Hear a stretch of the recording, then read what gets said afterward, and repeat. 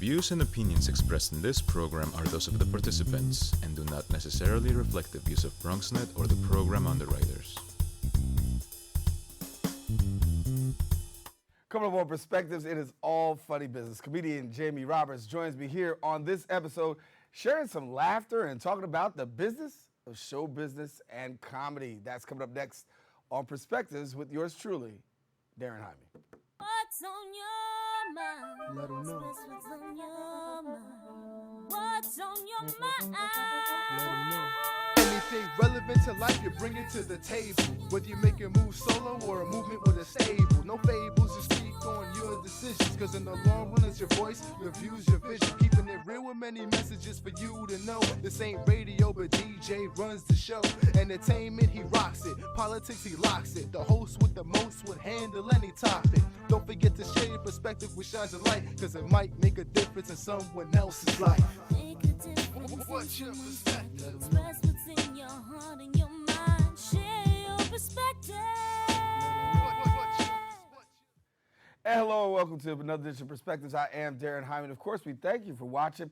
We want to tell you that you check Perspectives out every week here on BronxNet's Channel 67. If you have Verizon Files, of course, that is Channel 33. Anytime on the web, yes, you can check us out at bronxnet.org.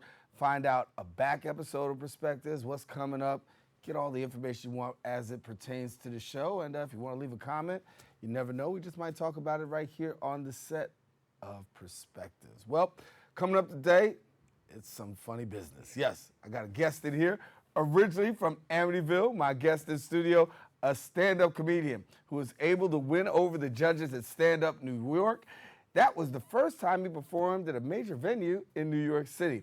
Now, his talent was confirmed when they named him the funniest person in the suburbs. He's since went on to perform in some of the most recognizable comedy clubs around the country, has done several major comedy tours. Yes, he's a comedian, but beyond that, also a businessman, working as a sales manager for a major radio station in New York City. Jaime Roberts, we welcome him now to Perspectives. Man, what's up, boy? That's a great introduction, man. Man, Thank listen, you. come back again. We'll do it again and again. That's it. That's it. Good to have you. Thanks for having me, man. Thanks for having me. So how things been going? Things been going good. Yeah. Been working well. You know, I've been working out in these streets. Now, as they say, I'm on the grind. Yeah. Just building a comedy career, building a business, and just learning more and more every day. So when you talk about building this comedy career, obviously we talk about, your rise in comedy. You work at a major radio station as well, right? So there's a balance there, right? So how do you work the balance out, first of all? Well, you got to have a schedule. Right. You got to have a schedule. But Gotta have a job. Got to have a job. Yeah, right. the job helps. But working at the radio station actually strengthens my comedy career because on my station I have D.L. Hughley, which is one of the kings of comedy. So being able to work with someone like that, I'm able to learn the business of comedy from him firsthand. So it's a great experience. It's a great experience. When did you decide you wanted to do this thing? Comedy or radio? Which Comedy. one? Comedy. I was always, the class clown in high school. College. Got in trouble for it? Of course. Of course. My teachers told me I would go nowhere with it. So look at me now. Yeah. Thank you. But thank you for the the battery in my back. But I started comedy. Me and my brother went to a comedy show one day, and the guy was horrible on stage. I mean, he was dying. And so I told my brother, I said, I can do this. And he challenged me. We went home, wrote an 8-minute routine, came back, and I performed and won. Wow. And that was kind of like, the introduction of people laughing at your thoughts. The first time, most people are scared to talk or really express themselves in their own perspective. Right. But like if people, that. I like that. if people are actually enjoying what you're saying and they want to hear more, it was kind of like that was my thing. I wanted to get my thoughts out there to address certain issues and just have fun. I love to entertain. And that's an awesome thing to be able to entertain people. But obviously, you're going out there the first time, you write your 8 minutes. What was that like for you saying Nervous, that? man. Nervous, man. I still get nervous before I get on stage. But, it was the first time I performed, did well. Came back, started doing the shows more often. Then I started doing the Chitlin circuit. And that's when you really find out if you're funny or not. And I found out real quick I wasn't as funny as I thought I was. Performing at the Boston Comedy Club back then on a Sunday night. Boston's rough, man. Yeah, man, they handed it to me. So, but you learn, From that experience, I started started working with talent, who's like my mentor in comedy, my big brother in comedy. Right. So I bombed. I mean, everyone you can think of was in the audience, from Dame Dash to Rockefeller.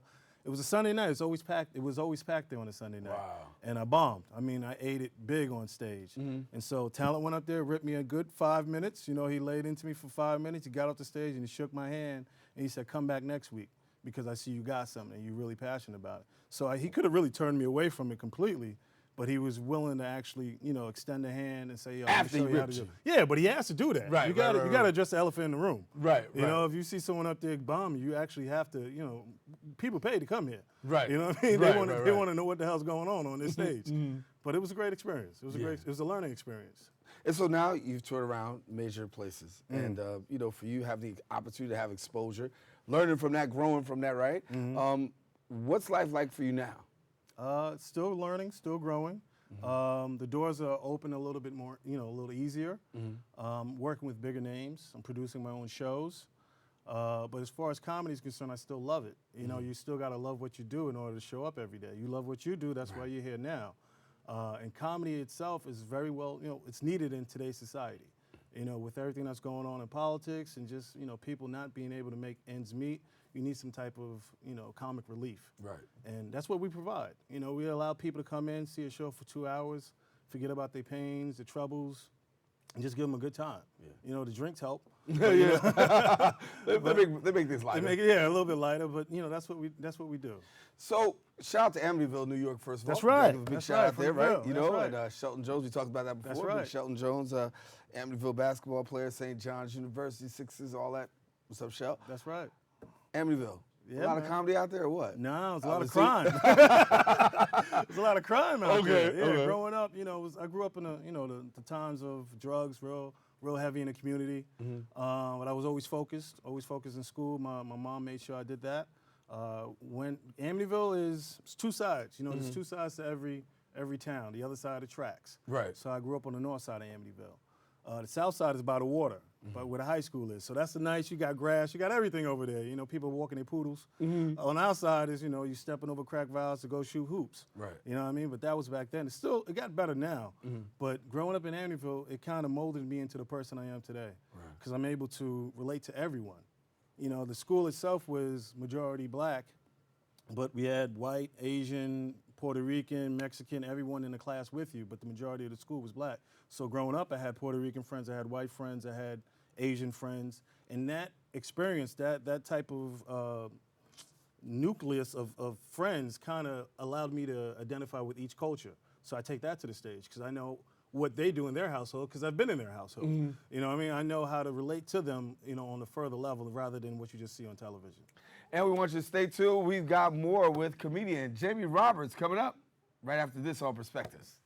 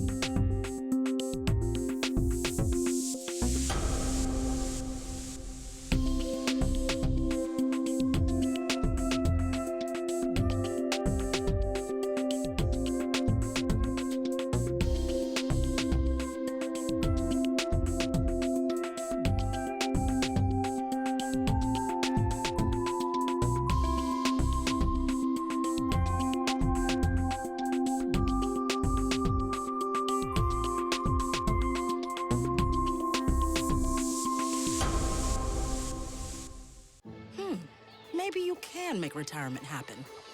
After all, you made this vacation happen, Double points with every purchase? cleverly merging promotions, Love it. cross-referencing travel sites, and booking all your flights with those. Vouchers. I got us bumped. They were like, oh, but now they're like, aloha. You aced this vacation. Now get the tips you need to get on track at aceyourretirement.org.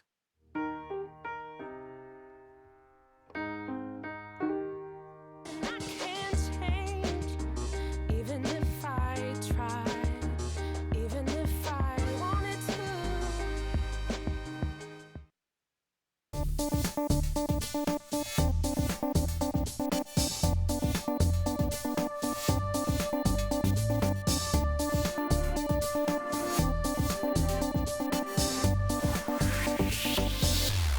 Back here on Perspectives, Daren Jaime here with you. Our comedian Jaime Roberts in studio sharing with us a little bit about life in the Ville, Amityville, and then talking a little bit about radio and the work that he's done and actually turned this into a career. Correct. And, you know, many people don't get to turn a corner and turn comedy into a career. That's correct. But you also found out, in addition to doing the comedy piece, right, there's a whole business, the whole game to this. Yeah. Well, I graduated from Hampton University with an accounting degree. Was so that I already, Hampton? yeah. All right. So I had the business mind going in. But like I was telling you off air, is that with comedy, with any talent really, you know, the talent should know the business side of it as well, because they're making money off of your hard work.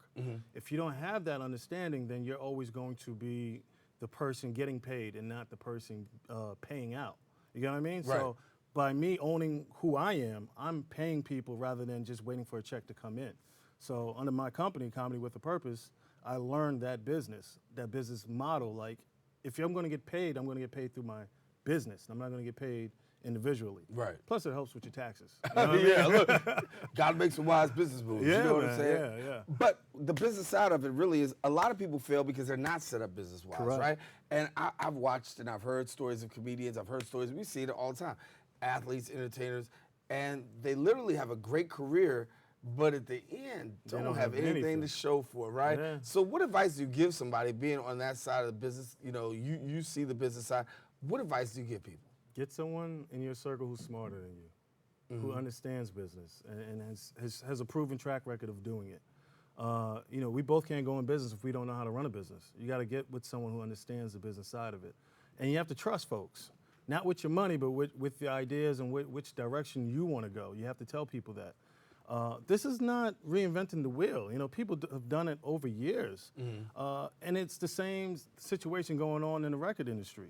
You know, people don't own their masters. So, you know, just like you're saying, you know, they have 1,000 hit records, and then next thing you know, they're singing in the back of a church for $500. I'm like, what are you doing here? You know what I mean? How come you're not getting that residual income? Because you didn't work out your contracts properly, you didn't have the people to look at your contracts, or you just signed a contract and just got an advance. You didn't even know what you were getting into.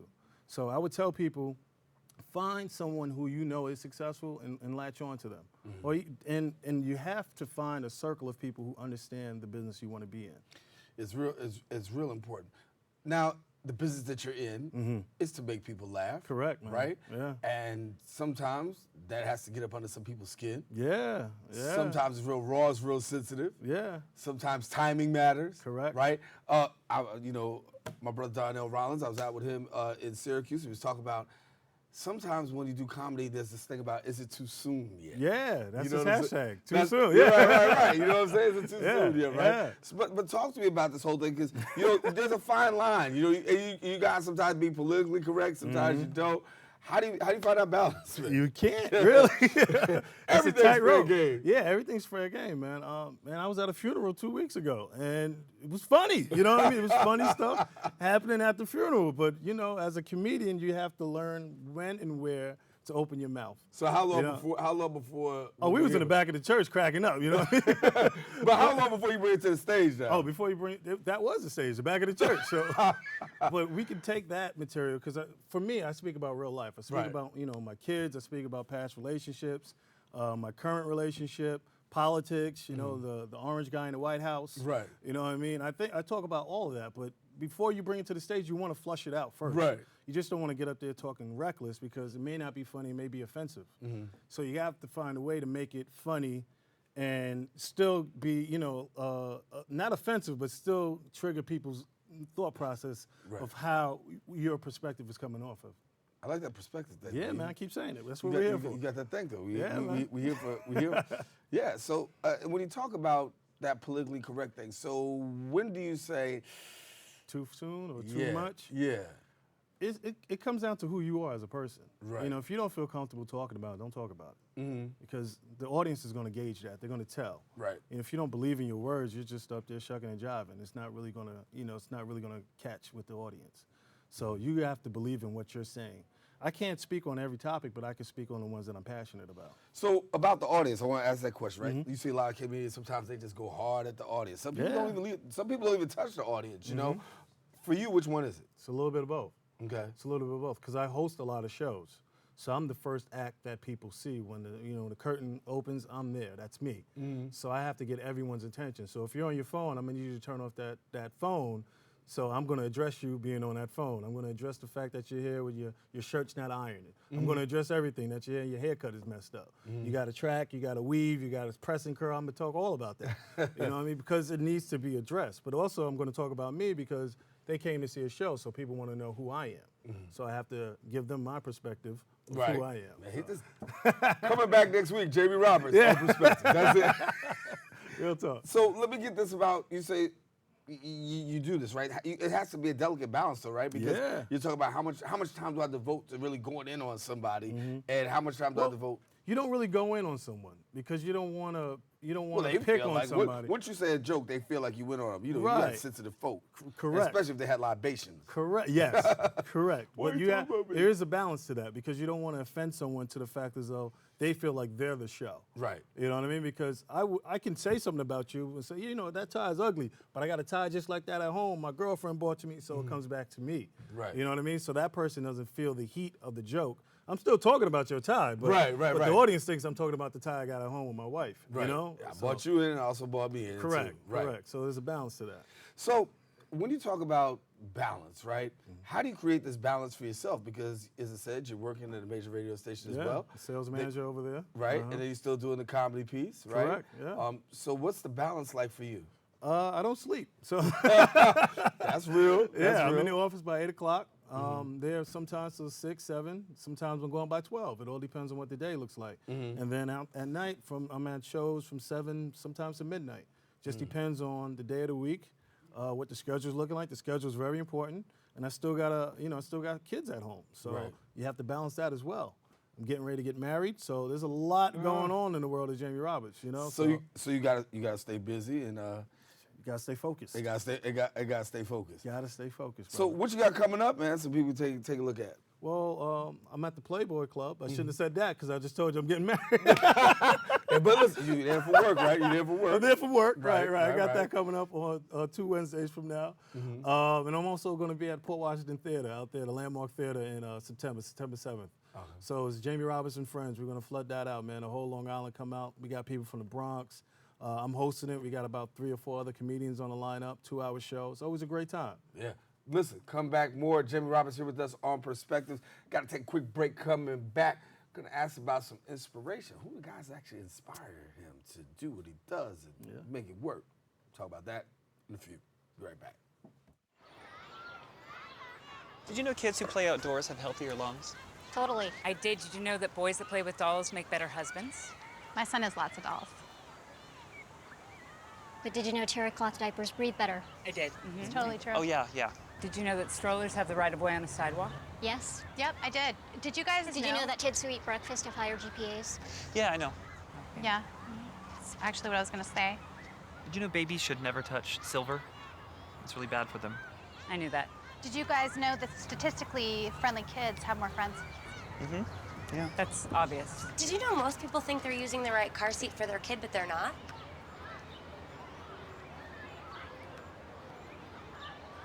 Parents who really know it all know for sure that their child is in the right seat at the right age and size. Visit safercar.gov/the right seat to make sure your child is protected. I'm putting that on my blog. I just put it in mine.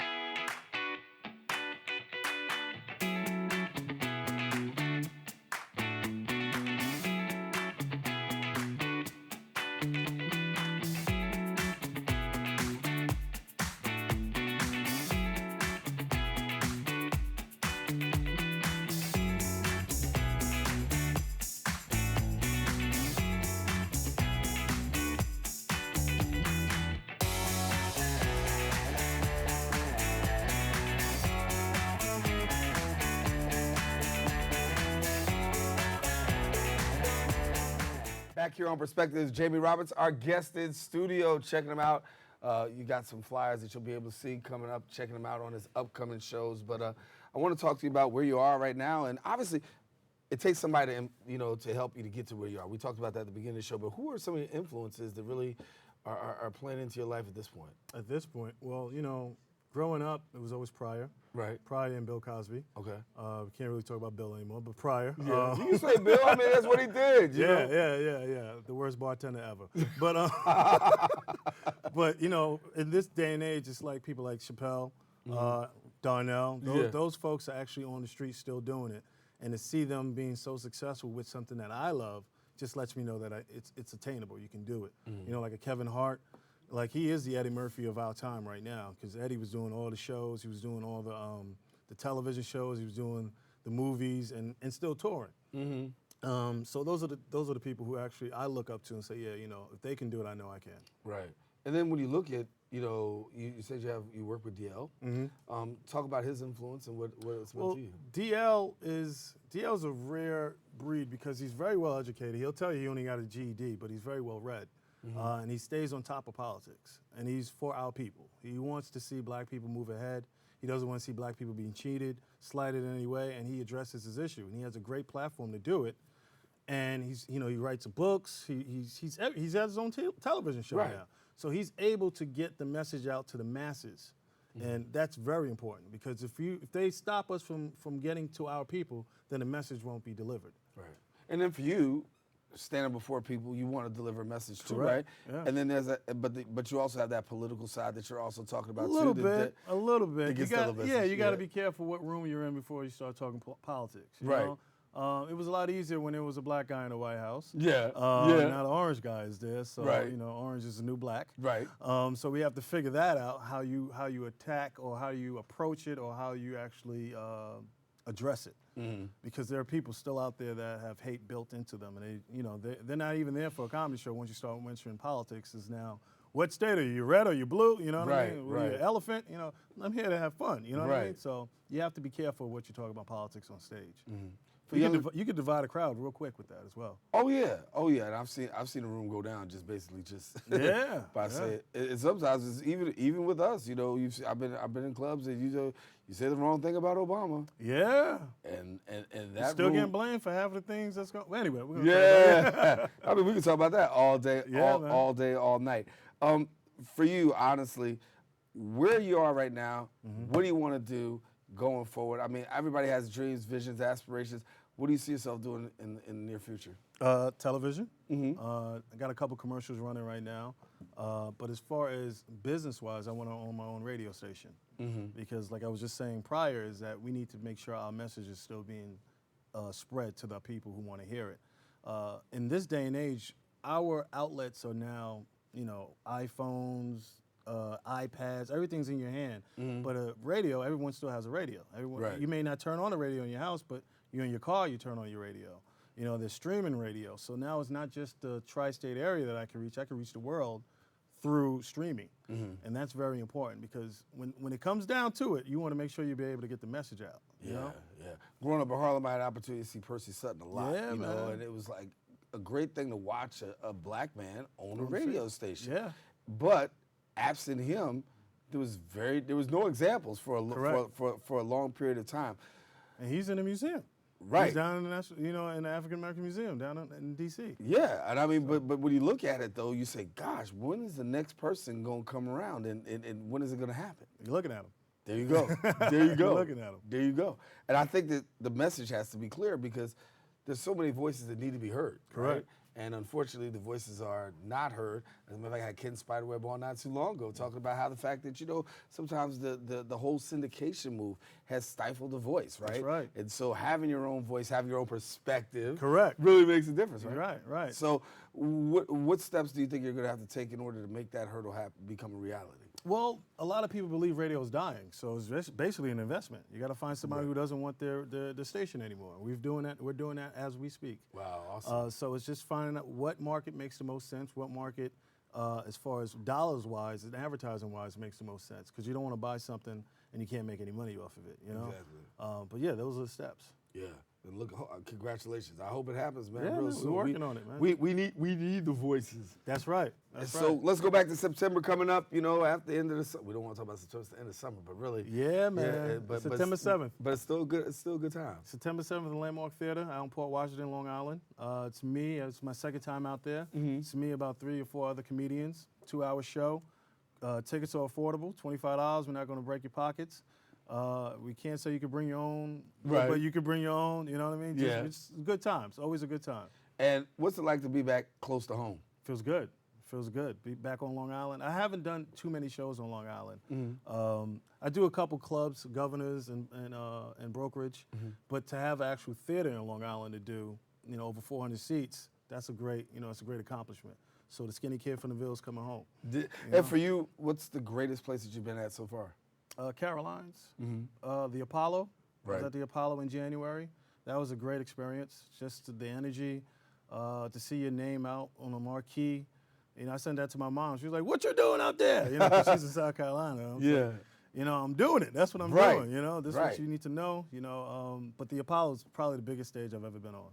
Well, we certainly want to thank you for coming here and Thanks for sharing. having me, man. Being on the stage of Perspectives, Appreciate man. that, No, man. for real. Appreciate that.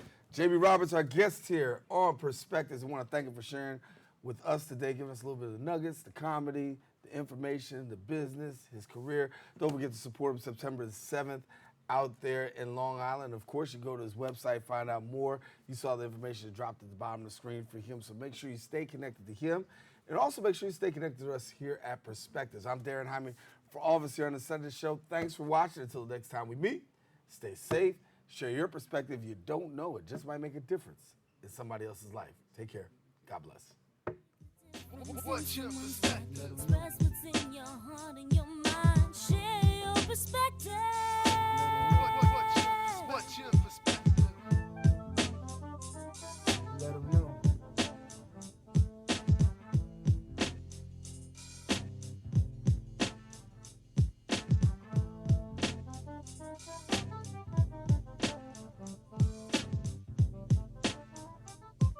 What's on your mind? Let 'em know. Express what's on your mind. What's on your mind? Let 'em know. Anything relevant to life, you bring it to the table. Whether you make a move solo or a movement with a stable. No fables, just So, I'm kind of new here, but I've noticed a trend. My human does this funny thing where she goes around and gets all my toys, and then she hides them in that basket by the door. But it's always the same basket, and it's always in the same place. And then she acts so surprised when I find them, but, she's putting them in the same basket. Again. It's like, hello? That's where you put it last time. You were the worst at hide and go seek.